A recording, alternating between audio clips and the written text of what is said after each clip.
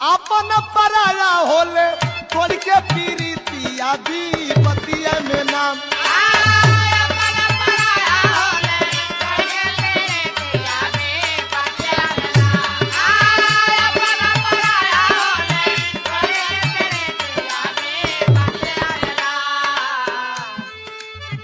केहू ना मिले संगी सथिया भैया वही भी पतिया में ना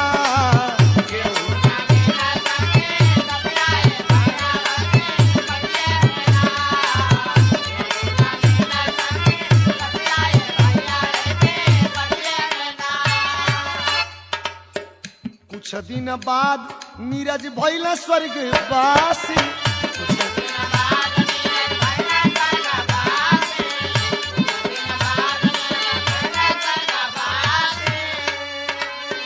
उषा के जी